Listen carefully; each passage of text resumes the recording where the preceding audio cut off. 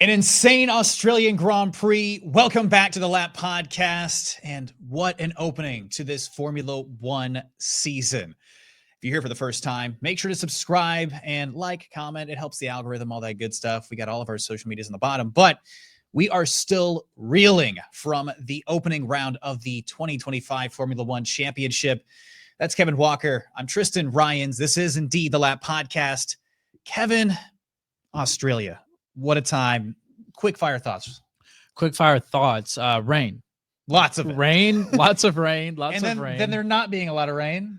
And then more rain. And then more rain. Rain. Definitely rain. Lots of rain. Lots of slicks. Lots of wets. Lots of enters. And a lot of crushed. Some not a lot of, but definitely some miscues. Some miscues by a lot of teams. A good weekend for McLaren. So your boy's happy. I'm repping. Hey, I'm repping. A solid weekend for Mercedes as well. Good weekend for Mercedes. Not so great weekend for Ferrari. Williams could have been better, but a good showing. We'll get all into it. Let's walk through all of it. I mean, look, qualifying already on a knife's edge, like huge drives from Gabriel Bortoleto to break past Kimi Antonelli, who suffered floor damage during Q1. Liam Lawson didn't even make it to Q2. Isaac Hadjar, look, started the weekend great. P11 is fantastic in the V-Carb. Yuki Tsunoda had a P5 in qualifying. Albon P6. And then so much undone in the race. All but two rookies DNFing this weekend. Finishing that race, in my opinion, was an accomplishment in its own. Yeah, I mean, and I can go through a little bit of how it went from top to bottom, but pretty much you get into the race and you have back-to-back rookie crashes, one of those being Isaac Hadjar. I mean, not even getting into the race. Well, yeah, you're right. On the formation lap, and let's just say Helmut Marko, not a big fan of men showing emotions or just being a human. So, I mean, if you're on the Racing Bulls or Red Bull Junior Academy, don't cry. Yeah. Because it's illegal for Red Bull. Definitely don't cry in front of the cameras if you're a member of the Red Bull Racing family. But beautiful moment from Anthony Hamilton, Lewis Hamilton's father, to go over there and comfort him, the father of Isaac Hadjar's hero. Obviously a really big fan of his, if you've seen any of the media anyway. But yeah, rough weekend for Isaac Hadjar. Gabriel Bortoleto also not able to finish the race. Liam Lawson, I mean, just cherry on top of a terrible start to his Red Bull career. Yeah, it was rough. It was rough sledding for beyond even them. Like Ollie Behrman finishing in last place. Look, finishing the race, again, it's an accomplishment. But finishing in last place among everybody who did finish, rough weekend overall for him. A weekend for Ollie Behrman to forget. A weekend for Carlos Sainz to forget in his Williams debut as well. Fernando Alonso as well. The man that Jack Doohan. Almost forgot about Jack Doohan. The man that literally won the Australian Grand Prix last year, in Carlos Sainz. He wrecks it, and which really sucks for my P10 prediction because I had him finishing 10th. I was on fire, man, because I had my DNF hit and your DNF hit too. No, not in this one. Not in this one. No. So my DNF hit, and then I was like, oh, my P10's gonna hit. Like I've got Carlos Sainz. He's gonna. Tough day. And it was a tough day coming out of turn 13 in Albert Park. But hey, you know what? Props to Lando. He retained the lead throughout not the entirety of the race, but throughout a lot of restarts, a lot of resets, a lot of safety cars, a lot of opportunity for him to lose this race. But props to Lando. He held on. He finished the race 8/10 ahead of Max. That McLaren will look like a rocket ship even through the wet at times. So definitely a good weekend for Lando. Oscar making something out of nothing was incredible, though. I mean, overall, like in dry conditions, McLarens were super fast. I think that's a big thing that we at least learned this weekend. It's hard to take away a lot of certainty from this weekend. A lot of questions. But what we did see was that 15-second gap over Max in the Red Bull, over the Red Bulls, excuse me. I mean, it's an advantage. We're going to kind of talk about how that advantage works and maybe how it's going to get scaled back later. But yeah. Then the conditions worsened, and then both the McLarens going off, killing that 15-second gap, one after the other.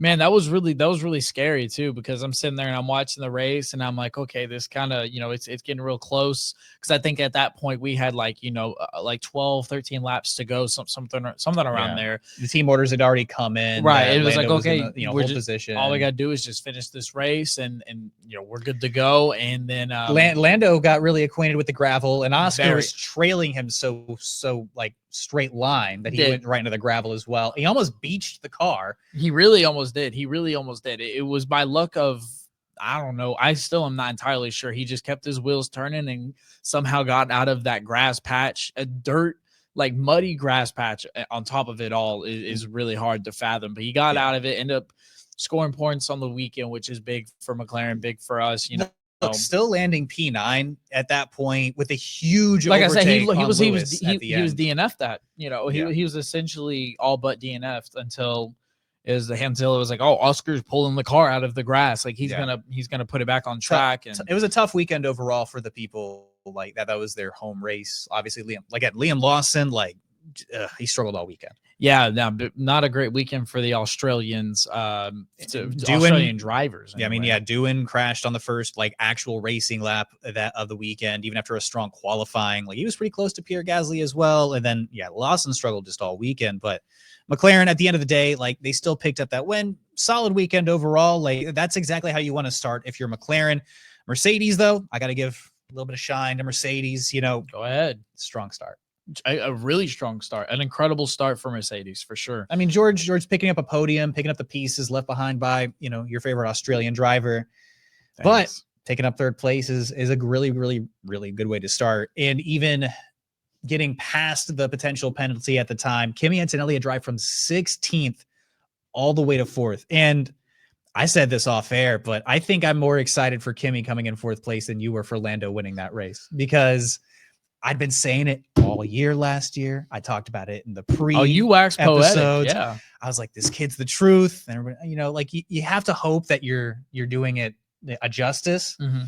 And obviously starting P16 is not necessarily ideal, but even after the spin, where after overtaking Nico Hülkenberg early, it was a mega drive for a rookie. That's a way to make a statement. For me, my expectations walking into it were just simply finish the race. If he gets points, fantastic. And not only did he get points, he finished with 12 points on debut, finishing in P4, a step away, an instant away from a podium on debut. I was very happy. It was an incredible, and for a good reason, an incredible weekend for Mercedes. Obviously, we've already said it, but there's going to be a lot to learn about these teams. And I think there's a good amount to learn about Mercedes, and good reason for other teams like McLaren's, Red Bulls, Ferraris, etc. I think there's good reason for them to worry about Mercedes and their possibility of contending for a constructors this year. So we'll see how that goes. But speaking of Mercedes, a former driver of Mercedes, Lewis Hamilton, did not have a good weekend. Start his year and career with the Scuderia. A disappointing and a very meme-worthy start to the year for Ferrari. For sure. Lewis Hamilton, still does not want to press the K1 button. Lewis, the K1 is ready if you want to. I'm not pressing it, man. Hey, Lewis, the K1's ready. I'm not pressing it, man. Don't talk to me about the K1 button. So, Lewis getting the full Ferrari treatment in this to start this season. He misses Bono for sure. But Charles Leclerc also starting off this season in the full, how do we even refer to the clown car, the silliness of Ferrari? We learned a very important fact this weekend when it comes to Ferrari. We Charles Leclerc learned something incredibly important. Oh, different clip. We're almost there. He learned something very important this weekend, though. Charles Leclerc learned, in fact, that water is water. He said, a leakage of what? I have the seat full of water, full of water. Must be the water. Let's add that to the weather filter. Is there a leak? It's water is water. Yeah, news is news here. Yeah, news is news. I want to put myself in the shoes of somebody that's going to be a Ferrari fan. That's just got to be, excuse me, it's got to be rough this whole season. The expectations for Ferrari walking into this year, you and I both thought this. The TLPs thought this. And if you thought differently, please feel free to the comment down in our comment section. Excuse me.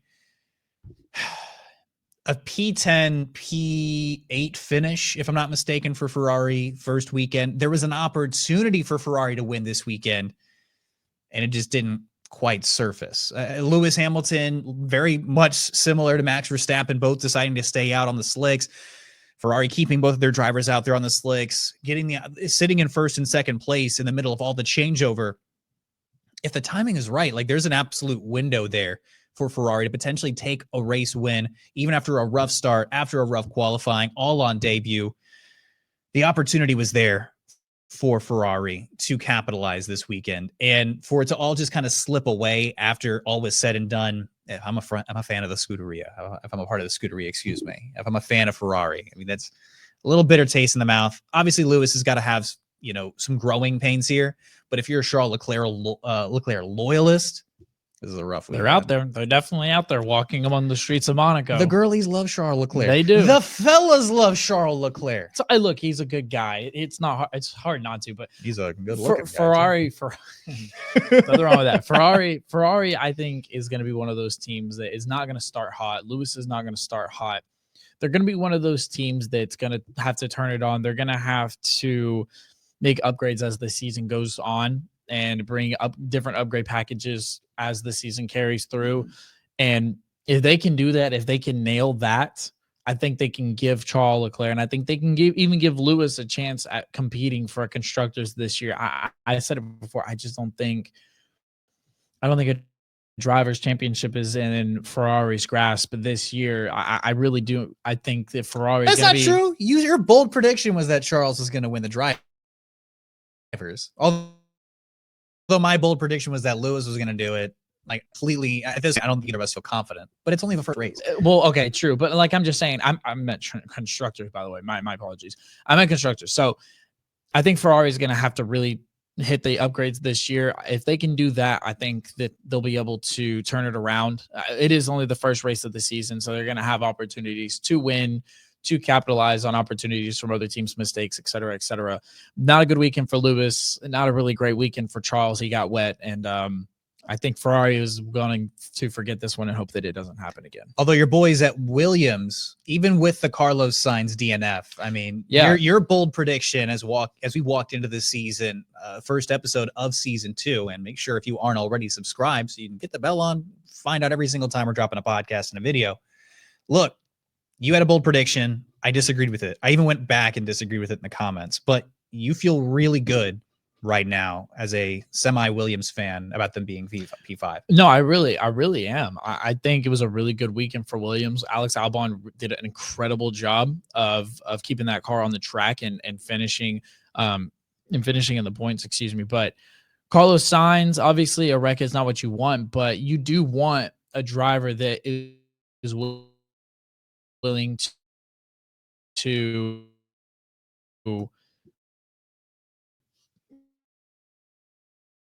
step off to the side and help his other teammate secure want to be in that battle. Well, the way to do it is to help your teammate, whether if that's on track or off track. And Carlos said that it's something that Valves is say rock function differently. I really think that Williams got a really good start to this year, even with the Carlos DNF. I think Williams is a team that people really need to be watching out for, and I think they're really going to be in a lot of contentions here in the next few months. I think a lot of teams are going to be like, "Whoa, look at Williams." Let me pose you a fun question then, as the certified Williams believer, because I was a lot lower on Williams. I thought they were going to have a better season, but I didn't expect P5. Yeah. I mean, this is a great way to start the year. No doubt it. Do you think Williams this year can shot on the podium? Look, I don't want to say anything's not because we saw Alpine get a double podium last year, right? Anything's possible. But they have the driver lineup. The trajectory looks really good from an organization standpoint. But do you think on merit, this team is going to land a podium? Somebody else might botch, but they're going to be right there in position to pick up those pieces. Man, it would take a mega effort from Williams and the upgrades and the facility back there to really get it done. I wouldn't feel confident saying so, no. Okay. But I wouldn't feel confident. But still landing in 5th place is doable for you? I would say landing in 5th place. You're talking about in general, right? Constructors. Constructors. P5 for constructors is definitely in play. Yeah. And I think that they could finish as high as 5 in a race. Okay. I mean, they already did. Exactly. Yeah, So that's what I'm off to a saying. good start. But that's what I'm saying. But, And but even in regular Al- in regular conditions, I think that's still. But even close. Alex Albon was like, look, he kind of like tempered expectations a bit in the post And you race want to. because he was like, it's one of those deals where I'm going to kind of paraphrase here, but he said it was almost like he wished he didn't get P5 here because you go through an entire season and the expectations for Williams, with all due respect, is not to be getting in a P5 position, maybe P6, P7, right? Like your good weekends are these P5s. He said these are so much more satisfying towards the end of the season because you feel that progress being made versus a crazy weekend like Australia where you land in a P5 at early in the season and then you're never going to reach that goal again. So like, I kind of get it. It's like having your dessert before your dinner, so to speak. You know what I mean? I look, I don't blame him for tempering expectations. We'll jump off of Williams here in a minute. I don't blame him for tempering expectations. All drivers tend to do this. Like, hey, like, we won. We'll carry this on the next weekend, blah, blah, blah, whatever. Just saying, look out for Williams because they looked really fast, even in practicing and in qualifying. So. Yeah, and then right behind him, P6, Lance Stroll. Of the two Aston Martin drivers that were going to crash in these conditions, I don't think either one of us would have put money that it would have been. I would have said the safety car would have crashed before Fernando Alonso if you told me that Aston Martin crashed. But yeah, so tough day for Fernando Alonso in Australia. He caught a patch of gravel coming out of turn 9, if I'm not mistaken, ended up in the wall. But Lance Stroll just didn't make any mistakes. Like this is one of those weekends where not making mistakes can get you big results. A P6 for Aston Martin at this stage of the year, like early, when our expectations are very low for this team this year. Like they've even very much been like, look, we're looking at Newey in the building. Yeah. A P6, like this might very well be their best result of the year, but hey, hats off to Lance Stroll. Like that was a great drive to just, not put it in the wall and be consistent. Congratulations, Lance Stroll. We won't make fun of you for one whole episode. I mean, look, I think even if you aren't a fan of Lance Stroll, you have to still look at this moment and be like, hey, good job. Like the 20-year veteran driver crashed that is widely considered to be the better of these two here. Of course. You did a good job. Sauber in a P7, more points already with the Hülkenberg finish than they had all of 2024. So, I mean, sky's the limit for Sauber / Stake F1. I don't know about the sky. Maybe if it's like a roof and it's like painted as the sky. No, maybe. But this is still a better result than they already had last year. Like, that's a good way to start. I mean, Gabriel Bortoleto, obviously, DNFing. I mean, we already talked about it. 6 drivers this weekend did not finish this race. Yeah, it's crazy. I'm not gonna hamper down super hard on Gabriel Bortoleto for not finishing this race because, I mean, again, 5 of his other F1 drivers didn't. VCARB, unfortunate weekend. Very unfortunate. I mean, obviously, we've already talked about this. Isaac Hadjar with the DNF on the formation lap. The scrutiny he's gotten already from the higher ups within the team. Helmut Marko once again making headlines. But moving off of Isaac Hadjar, that's what he does. Moving off of Isaac Hadjar, his teammate Yuki Tsunoda had a strong weekend all the way around. I mentioned he had a P5 qualifying just to be undone through some, bad strategy, falling outside of the points. It was rough, but it's still just the first race. Yeah, Yuki had a pretty good weekend. He kind of went to social media like good weekend, but it definitely could have been better. And it was going. And I'm not kind of paraphrasing from him. It was going good until it wasn't. Yuki is going to continue to prove himself as much as the opportunities allow, and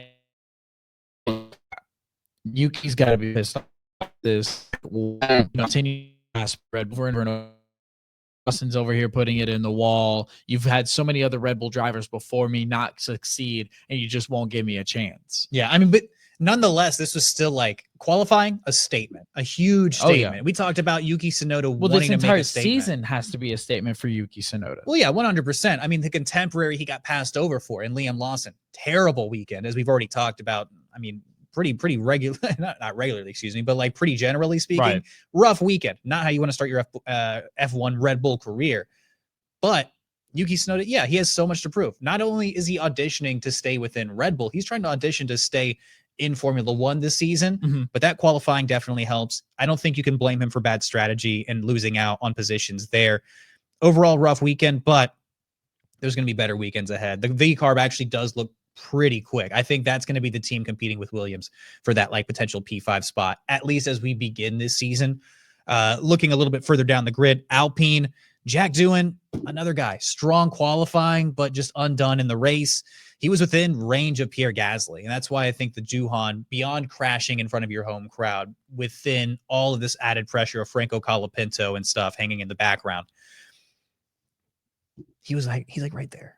Like, he does have the pace to compete here, and we saw that in qualifying. So it hurts that he crashed.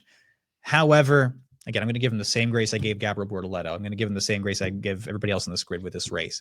The conditions are pretty crazy. Yeah, so for sure. For Jack Doohan, he's still under a lot of pressure. Don't get me wrong. And if he wants a little bit of added fire, though, fun fact, they recorded Franco Colapinto just in case they need to make the mid-season title card, change. That's crazy. Yeah. That's tough. So if I'm Jack Doohan, I mean, that's got to be extra. Do they do that for anyone else? No. Special circumstances, I guess. That's tough. Yeah, that's not good. Yeah. And we got to round it out here with Haas.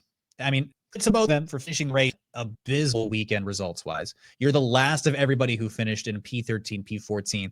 They were well backwards. Yeah, what is there to say about Haas that hasn't already been said? It's not a good weekend. It probably won't get better. I mean, I hope it'll get better. I just think the expectations for both of us, I think a lot of people were that they looked really good last year. I mean, if Alpine don't have that weekend, they finish P6. Do you think they just struggled in the conditions? Well, no, like they were struggling and having a tough time during practices as well. I mean, qualifying obviously didn't go very well either. So what I'm saying is, like, the car right now just doesn't look like it's in the right place. Yeah. So we got to move forward, though. We have another race weekend right in front of us. We've got the Chinese Grand Prix. And look, we've got a lot of interesting storylines as we walk into the Chinese Grand Prix. I want to start with McLaren, pseudo the FIA here. Maybe let's lean a little more FIA, and then I really am going to bring it back to the actual question I want to ask. As far as the FIA is concerned, out of Australia, what we did see during that race was the blip of about a 15-second gap for McLaren over Red Bull. Max Verstappen eventually in third place. Both the McLarens, it seemed like lap over lap, were putting up almost 1 second gaps over Max Verstappen. So every team, by the way, were in compliance in Australia as the regulations allow. But it did bring in China this weekend the little bit of buffers of 0.75. But we also have a graphic here I want to walk through. So maybe you're asking me about, what does that mean?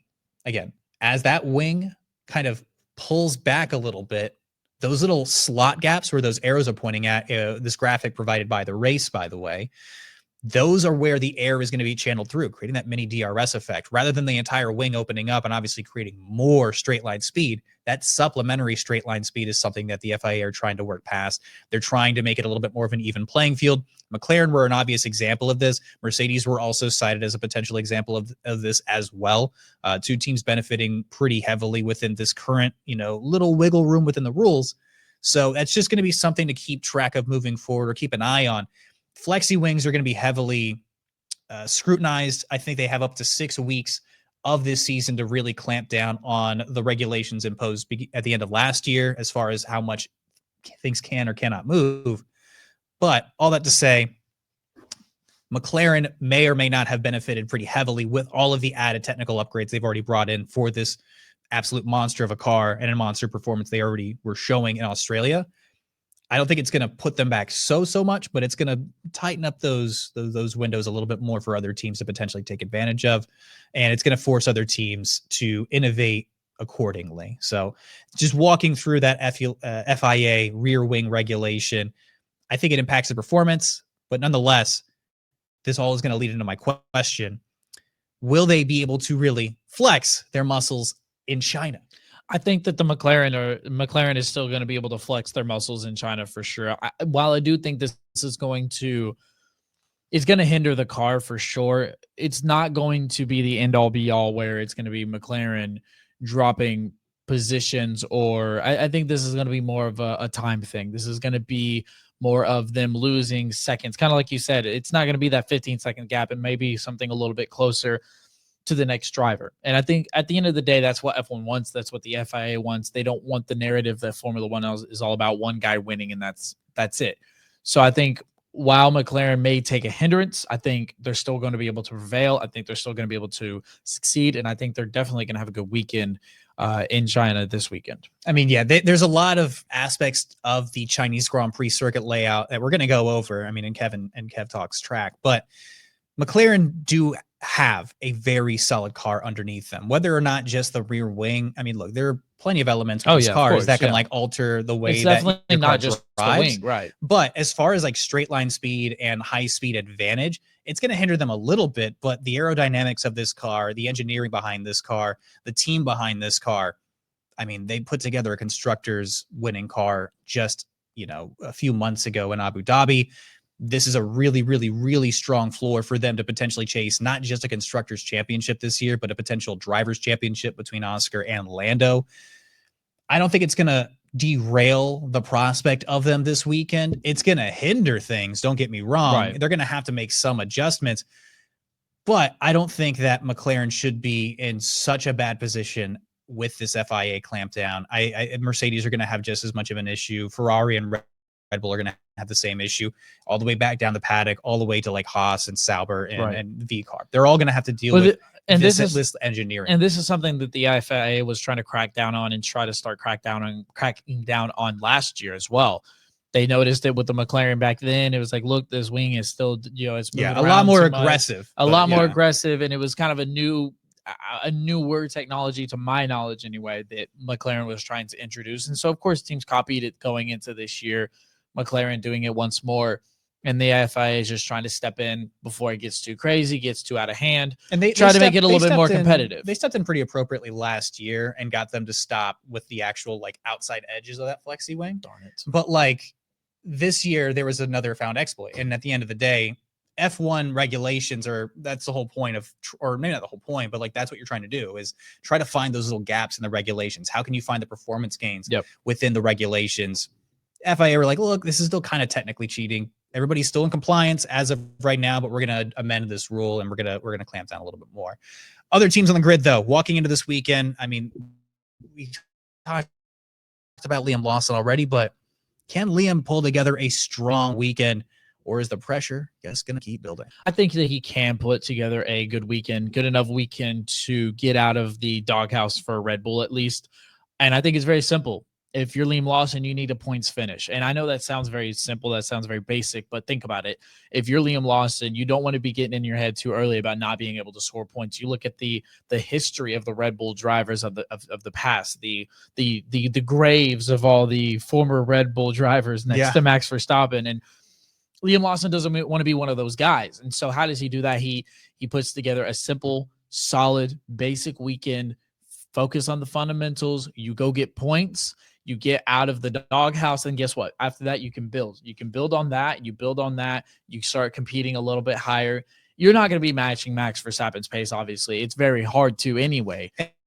And that's the other question, too, when it comes to Liam Lawson. Like, how much does he have to adjust to this car? This is something I saw at some point, looking through my F1 like media. But somebody posed the question, and this has been a question that has been brought up in the past. Have Red Bull tailored the car so heavily to Max that other drivers not only struggle with driving the car alone, but like completely can't drive? I think that's a worthy question. I really do. I think that's a worthy question. And it's something that I haven't thought about, but it's definitely something that could be in play. Like Red Bull insists that no, we're driving, we're putting the car together with both drivers in mind and yada, yada, yada. But like Max obviously can drive the hell out of that car. Checo fell off last year, of course, too. But like, Max is in a whole other league in any car, but if you're tailoring to this guy who's already fine tailored and like super, super, super talented, dude, he's going to have abilities that other guys just don't have. He's going to have instincts other guys just don't have. And I'm not trying to give Liam a pass on a bad performance and not trying to give him a pass on future bad performances, especially after how aggressive I was about the bad performances of Checo. I'm not trying to double standard here. Right. The reality is you still have to make those adjustments at that level as well. The car dances on a knife edge. Well, Max can drive it. You're trying to prove yourself. You have to adjust. And this is one of the reasons why I said Liam Lawson is one of the more pressure drivers this year. Obviously, Jack Duano is one of those guys, but Liam Lawson really is, because unlike the other rookies, other than Kimi, he's playing with the big boys. And you could even argue that being in the Red Bull is kind of a bit of a bigger boy than Mercedes. We're not here to do that. But I'm just saying, you're up there with the big boys. So any flaws, any mistakes you make are on high definition television 4K. Like, it's going to be able to be seen. Everyone's going to be able to see it. I mean, Marco's going to see it. Horner's going to see it. All those guys that make cutthroat decisions are going to see it. Just put together a simple weekend, go get points, and you can build on that later. And look, maybe this is a bit of an aside as far as the Liam Lawson discussion, but I do want to say this. Like, there's a large, loud contingent of Formula One fans. If you go on any social media, and like, you will see Formula One fans in relation to Liam Lawson rooting against this man. And I want to contextualize this. I think it's unfair from a fan perspective. Like, you can like Daniel Ricciardo and you can like Yuki Tsunoda and also still support Liam Lawson, because I want to contextualize this. Liam originally replaced Nick DeVries / Daniel Ricciardo and performed well. People rooted for him. We're happy for him to succeed. Had a huge drive in Singapore, and then people kind of felt, there were some people, myself included, that felt a little bit slighted when he was taking the car back and given back to Daniel Ricciardo. Yes. Eventually taking that seat properly from him, Daniel wasn't performing. The Ricciardo fans were loud. He's got a huge fan base. Daniel's a great figure in Formula One. I hope he sticks around and he's around on weekends, but like, obviously his time had come. He just wasn't the same driver anymore. But you have all these drivers, fans. You have this Daniel Ricciardo fans, that immediately were just coming for Liam Lawson's head, because how dare he overtake the Honey Badger. And then he takes the Red Bull seat after Checo Perez goes away. I mean, there's obviously an entire huge fan base for Checo Perez, right? Yeah. So losing out on the Checo Perez front, you have more people that are just going to be coming for your throat. On top of this, people that really love Yuki Tsunoda. We got no problems with Yuki Tsunoda. Yuki Tsunoda's a great driver. We like him. Rooting for his success too. But I'm not going to do that at the detriment of Liam Lawson. I'm going to pose this question. Is Liam Lawson supposed to say no to driving for Red Bull? No, hell no. No, definitely not. Definitely not. Hell no. There's not crazy. A single driver in that position that would have said no, because I think that Yuki Tsunoda has been here longer than me. No. You have that opportunity, you're going to take it. So I think that the hate that Liam Lawson gets, I know this is going to be a whole aside, and we're going to publish this as its own video because I feel passionately about this. Feel however you want to feel about Liam Lawson, but do it based on his driving merit, not because you're a fan of Checo or a fan of Yuki or a fan of Danny. Be objective. If he has a bad weekend, he has a bad weekend. We called it out here on the Lap Podcast. Subscribe. But if he has a bad weekend, it's on him. It's not just because he took over Checo's seat. Yeah, I mean, that's fair enough. Nothing to be said. Thank you. I needed to say that. I don't know. I had to get it out. Yeah. All right, good. Look, there are other teams in this grid walking into this weekend too. Ferrari. I have a big question here, semi-two-part question. Was Australia a one-off, or will they fall short of expectations the rest of the season? I would say, I don't know. You tell me. What do you think? Do I think they're going to fall off? Yeah. No. I think Australia was kind of a one-off. I know that there's going to be a barrier of entry here for Lewis Hamilton. Like, he's going to have to make the adjustment. In the preseason predictions, I think I was way too ambitious in predicting that Lewis is going to win the championship. Right now, I think it's very fair that this is an adjustment season. It's probably going to take him about half the season to be really comfortable, have everything in the back, like back of the palm, you know exactly what you're doing. But I will say that a 7 or an 8 and 10 finish to start doesn't look promising, but I don't see them being non-competitive that way for the entire season. There's just no way. I agree. And I've already kind of said it that I do think Ferrari's going to be one of those teams that'll grow and get better as the season goes on. And look, Lewis is a consummate professional. We've argued in the past that he is on the more of Ford one history. It's not like he's not going to figure it out. It's not like he's past it. Well, at the tail end of his prime, sure, but it's not like he's not in his prime. Lewis Hamilton is still Lewis Hamilton. With the right car, he can win a race. That's a proven fact. Everybody knows it.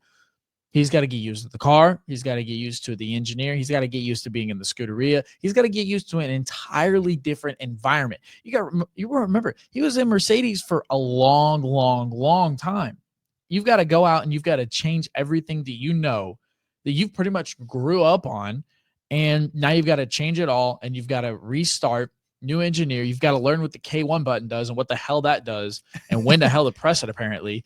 And you just got Plan C. What is Plan C? And you just got to get used to being in the Scuderia, being under the pressure of being in a Ferrari. Lewis knows how to do this. He's going to get it figured out. And Charles Leclerc, once he gets that figured out as well, he'll be fine. We saw how much he turned it on last year and how good he was at the tail end of last season. He'll get better. I think Ferrari are going to turn this thing around for sure. I think China, we're going to find out a lot more about Ferrari. The conditions seem a little bit more favorable. Right. And this is going to be a completely different weekend than the back and forth conditions. Mercedes, there's really not much storyline wise. I think it's still pretty similar, seeing what George can do and seeing what Kimi can do. Obviously a really strong start to the season, but we'll just have to kind of wait and see. I don't have as many questions for them. I just kind of want to see what happens next. Yeah, a fantastic weekend for Kimi. A good start for George to lead for leading Mercedes, and we'll see what they can do. We'll just see what happens next. Rookies, though, I think the storyline of everybody not named Kimi at this point, not to continue to over alienate the guy, but like, everybody not named Kimi had a bad weekend. Let's just be straight up. Even Ollie Behrman had a bad weekend, and he finished the race. An accomplishment in its own, but, last of everybody else, is still not a great look. Nope. Isaac Hadjar, who's going to recover? Jack Doohan, you got to recover. Bortoletto, Hadjar, Lawson, all these guys have to recover from those DNFs, get back on track, and continue to just build forward momentum. You've already, in a way, look at it like this. You've already reached the lowest of the low. You can only go from here. Yeah. So just don't do that again. Yeah. You just don't want to DNF again. I would say, because we already talked about Liam, you can put Liam in his own section. You can kind of do that. We already talked about him. I would say the rookie that really needs the back to bounce back is definitely Jack Doohan, which is not anything that anybody should be really surprised about. He just needs to put together a solid weekend. And look, we're talking about Alpine. We don't know if that means a points finish or not, but just a solid weekend matching Pierre's pace would be good for Jack Doohan. I agree. Oh, there's one more thing I want to mention as we walk into the Chinese Grand Prix. This is a story that was brought to my attention from Kim Illman on his postings on Instagram. He's a fantastic photographer, keeps up with the sport. He's there almost every single weekend. But he brought up this very interesting fact. Following the Australian Grand Prix, a number of teams' equipment headed to China wasn't able to be shipped due to an aircraft issue. So teams will be a bit behind on their preparations heading into FP1, and it could affect this weekend's performances, especially with it being a sprint weekend. So you only get, the FP1, and you're pretty much right into sprint qualifying. Then you have a sprint qualifying race. So this is going to be a really interesting weekend. I believe that Mercedes was affected. McLaren was affected. I want to say that maybe Williams were also affected. The Pirelli team, because they go to every single race weekend, they're the tire supplier. They also were affected by this aircraft issue. So that's something to keep in mind as we walk into the weekend. Technically speaking, every single one of these teams are affected by this because, well, your tires obviously matter. No, of course. But some teams just a little bit. Some teams a little bit more than others. This is gonna be a very interesting thing to just have keep in the back of your mind as we walk through the rest of the weekend. Now, one of our newest segments for this season. Really excited to see what Kevin's got here. Kev Talks Track. Take it away, Kevin Walker. All right. Well, so this is going to be a segment called Kev Talks Track. As you can imagine, my name is Kevin, and so this will be me talking about the track. So I'm going to go ahead and take away this graphic, and you can see the beautiful Shanghai circuit right here displayed on the screen. As you can see, there's two enormous straights. One of these is that one right there in sector 3. That one's going to be one of the longest ones in the calendar year. Lots of opportunity for overtakes around these turns. Another thing to look at is there are 2 DRS detection zones. And one of the things I definitely want to highlight, straight up coming out of turn 1, look at that loop, man. That is going to be a lot of opportunity for wrecks, a lot of opportunity for overtake, definitely a lot of opportunity for excitement, jumping out right out of the gates. Now, a little bit of history or a little bit of info for the Shanghai circuit: 56 laps, which is just under 5.5 kilometers. It is which is going to be about 3 3.38 miles for our American folks out there. Like I already said, per lap, by the way, not the full length of the race. Yeah. right. 2 DRS detection zones, 16 turns. Like I said, those 2 long straights, definitely going to be maximum speed. Possibility for some contact on the opening turn. Like I said, you never really know with that loop how that could turn out. Michael Schumacher, he holds the lap record at 1:32 and 2:38 in 2004. Lewis is a 6-time winner here, making him one of the most prolific racers at the Shanghai circuit. And Max won pole and the race last year. Some of my takeaways for this is going to allow opportunities for multiple drivers for DNFs, for wrecks, and also for overtaking. So as a fan, that's all you really want. You have all the opportunity for anything to happen. Elevation and G-force are going to be the name of the game for this weekend. There's a lot of elevation changes, especially going into that first turn and throughout the circuit in general. So G-force is going to be weighing on the drivers heavy. So being able to take care of that, being able to handle the elevation may mess with the rookies a little bit. So you want to make sure that is something you watch out for. And the weather, the coldest day of the weekend will be during FP1, and it's going to be about 70 degrees. It'll be about 76 degrees come race time, which is 13 hours ahead of us. So yeah, be sure to watch out for that. That is your track breakdown. If y'all ever have any questions about track breakdown, if you want me to detail more, always be sure, comment below, let us know. Thank you, sir. Oh, yeah. I mean, fantastic job, Kevin. And a little fun fact for you on that one as well. Formula One's 1,000th race in its history was at this circuit, at this location, and 6-time Lewis Hamilton winner, well, won there as well. Now moving on to our final segment of this week's podcast. I know. You don't have to go anywhere, though. I'm going to bring you a fun little game that you guys can keep up with and play at home. Let us know. You can comment your selections down in the comment section below.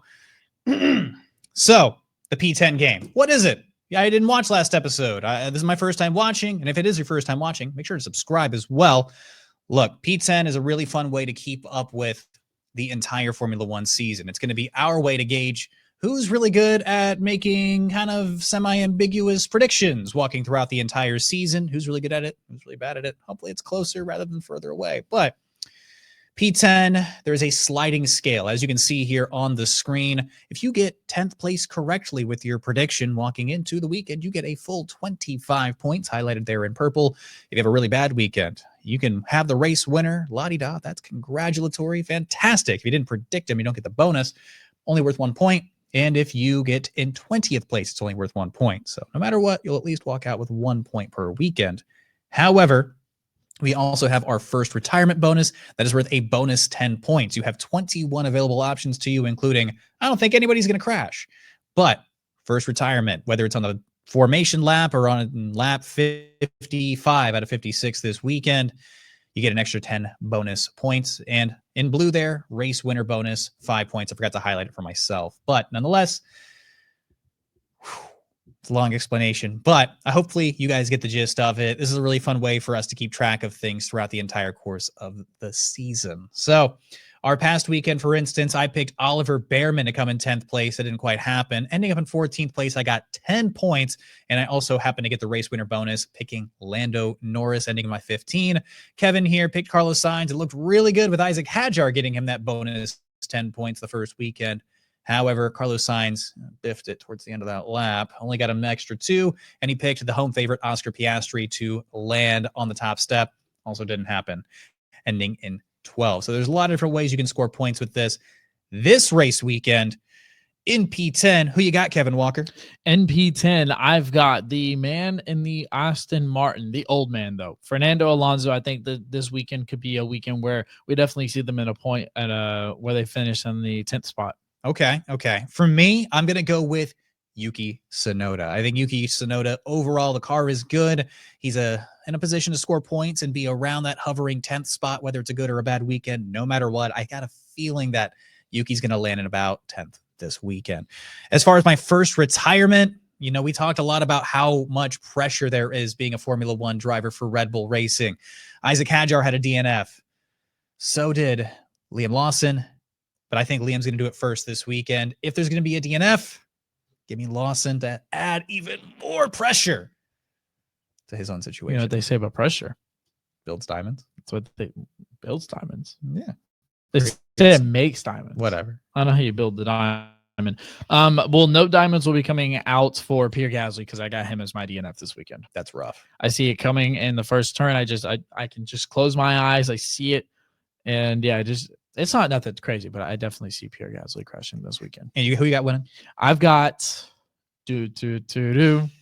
Max Verstappen. Yeah, I think Max is going to have a really great weekend. Overtaking is his specialty, and I think he's going to be able to do that very well at this circuit. He won last year. He has experience winning here. I think he's going to be able to succeed. I think those straights are going to do him a lot of favors. But just as a side prediction, I do expect the McLarens to luck out the bottom of that podium. Interesting. My race winner for this Chinese Grand Prix in 2025. Give me Lando Norris. I'm going to go with your boy. I'll root for him a little bit, even if you're not gonna. Look, that's the end of this episode. Yeah, let's try it again. That's the end of this episode of the Lap Podcast. An incredibly exciting one following Australia. Hopefully we get another exciting one in China. But be sure to like, comment, subscribe, get the bell on. It costs you absolutely nothing to support the channel, and it helps us out, reach a bigger audience, helps out with the algorithm, all that good stuff. Share the podcast with your friends if you feel so inclined. Follow us on all the socials. They've been on the bottom of the screen this entire time. So take a couple of moments, click on over, check us out, give us a follow, say hello. And I am really excited for this weekend, to be completely honest with you. We're going to catch you guys next week following the Chinese Grand Prix. Until then, be safe, be well. Let's go racing. That's Kevin Walker. I'm Tristan Ryans. And remember, Americans can talk F1. Peace.